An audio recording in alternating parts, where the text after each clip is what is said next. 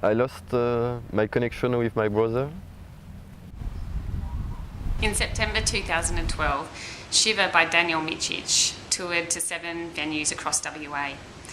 Regional artists came together with Danielle and with Ausdance WA's Annette Carmichael to create a series of performances, installations and film projects based on the theme of loss. The idea of these projects was to create a genuine connection between the community and the performance of Shiver, and actively engaged 400 community participants.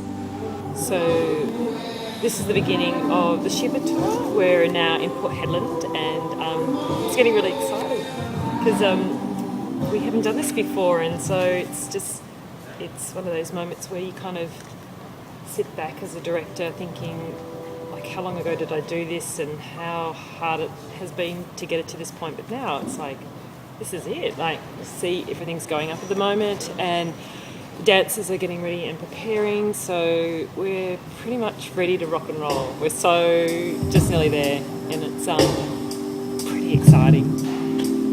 It's been really interesting working on the concept of loss and seeing how different people, even on the little lost posters up around town, have interpreted loss. And you know, I think as a community that's meant a lot to Margaret River in recent times with all of the massive fires that have gone through here. It's been great putting the word out to our network and getting them to come, even people that and have explaining to people what contemporary dance is. Yeah, and you know, it feels like if some momentum comes, there's going to be lots of space for us to do more work here in the future. Yeah. I lost my best friend. I lost my cat Tim Tam. My loss was when my dog died, Sabre, in 2011. I've just been with Rose, who's just installed all the clipboards, and I thought Rose had been making all the clipboards and putting it up, but she actually handed out 100 clipboards, and then everyone took them home, made their clipboards and handed them back. So, wow. Some of these clipboards are amazing. Like, I was thinking, gee, that's amazing how she's gone into all that detail. Yeah. But that's an individual person telling their story through this clipboard, like it's like an artistic piece. They're amazing. The guy that did that, non-arty, totally non-arty, and he is a fisherman, and he had to actually look up online how to make an origami fish because he had this idea, he wanted to put a fish on it, and he thought paper fish. So he actually made the fish out of the lost notice. It was his father's signet ring. Lose his vision. The engagement ring, the wedding ring. You lost your father and your mother. It's been a fantastic experience being able for the students to go right from the concepts, thinking of the ideas of the choreography, all the way through the process of working out costuming, positioning, lighting, all that kind of thing. It's been really, really a fantastic process.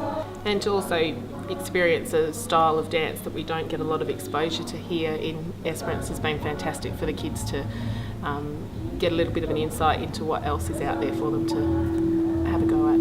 It's been great. On tour, I've been able to witness her work with the communities and the people, the community members that are performing in the shows before us, and it's been really great watching her do that because she's in her element there, and it's just, yeah, it's really inspiring. Some of the young people that we've spoken to, you can just see that there's probably nothing like this, and that was a real joy to meet them and to sort of share our bit of our history about, you know, whatever it was, auditioning or going to uni, and how those steps led us to where we are. I think it was really good for them. So I've just spent the afternoon with Jenny Harding, one of the choreographers for the Curtain Raisers here in Bunbury. And it was really good because we debriefed how the process went, what she made, what she felt was difficult, what she thought was successful. And then she kind of talked about actually the participant involvement, and it was great because I think she started to see and hear the connections about how the theme really works for the individual and how that feeds into her work and how that feeds into my work.